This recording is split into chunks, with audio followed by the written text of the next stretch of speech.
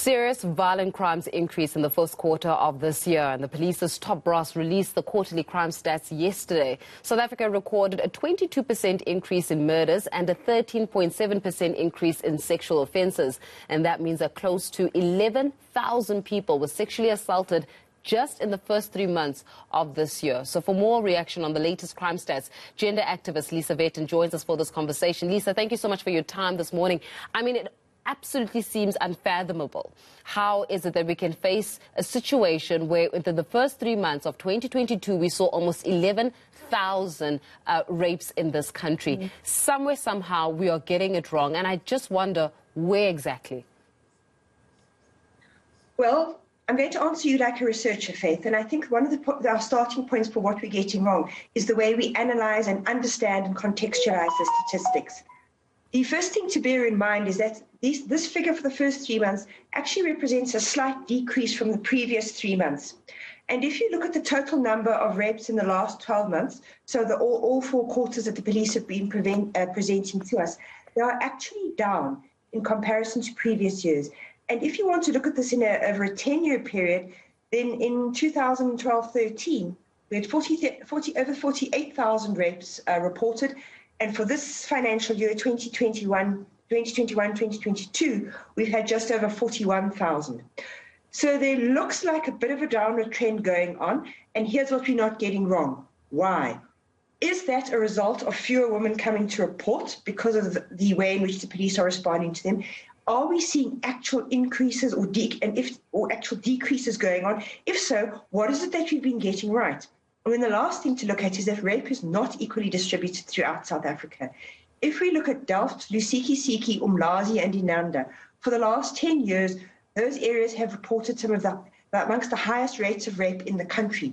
Why are we not saying those stations need to be a priority? We need to get a team of researchers. We need to get others down there. We need to know what is going on here so that we can make a difference to those who live here.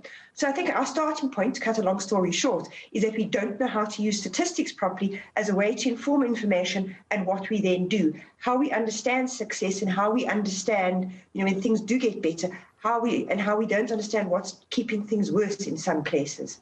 Yeah, as you're speaking about that and being able to read the statistics, though they're showing that since 2012 until now, there is seemingly some kind of a decrease. Unfortunately, one rape is one rape too much, and as you're speaking about the various areas that are touch points, it's about the capacity element of it. And when you're saying that there's certain areas where they really have been highlighted, like as you mentioned in Lusikisiki as well as Inanda and the likes, does that mean that there's a community conversation that needs to happen within those particular areas? Or does that speak to then how members of the public in those particular areas perhaps are even coming forward as opposed to other areas or other provinces in the country? Those are very important questions, Faith, and those are the sorts of questions that we should be asking.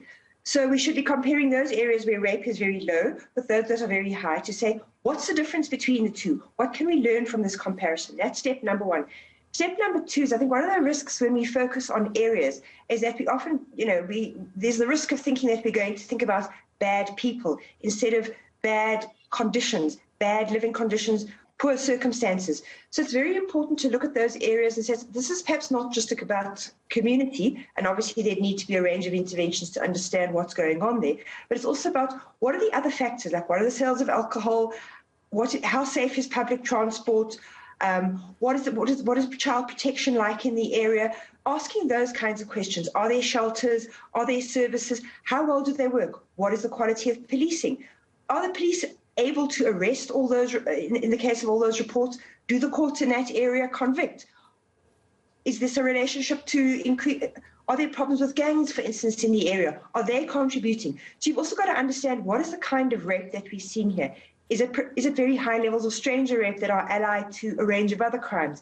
Is it between people who are predominantly known to each other within a social context? Because that implies very different strategies for intervention and prevention. So that's the kind of stuff that we should be doing. Yeah, I mean, speaking about that, especially when it comes to, where are these things and these atrocities actually taking place? I saw that within the statistics themselves, they were saying that a lot of the rapes are taking place in the home of the rape victim or either in the home of the rapist. It's no longer the stranger on the street that you fear the most.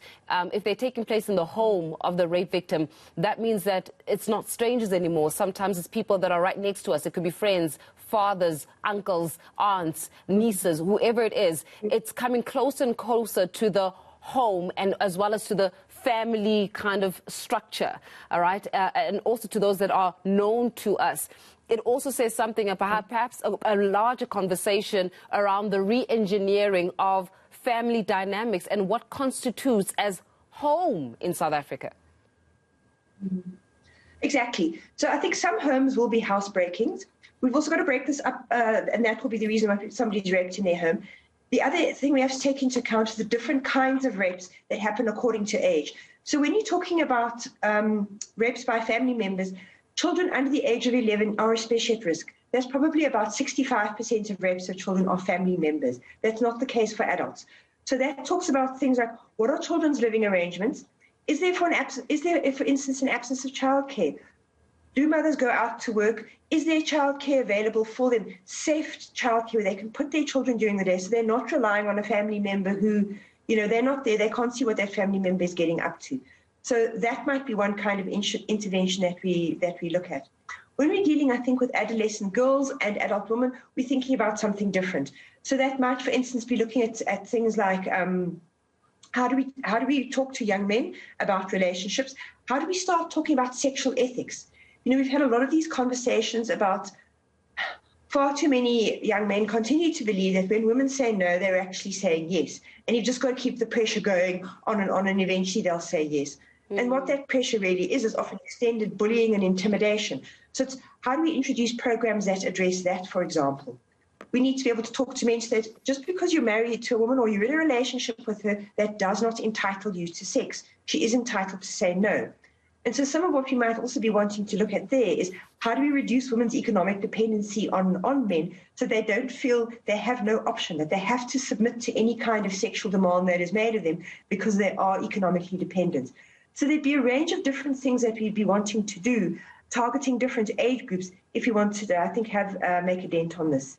Yeah, we're going to leave it here for this morning, Lisa, but thank you very much for your insights. The gender activist there, Lisa Vetten, just giving us some reaction to the latest crime statistics that have been recently released there by the Ministry of Police, and obviously looking at sexual offences as well as how is it that's affected. It's quite ironic that it comes in tune with the Child Protection Week as well, but that's Lisa giving us the latest on that.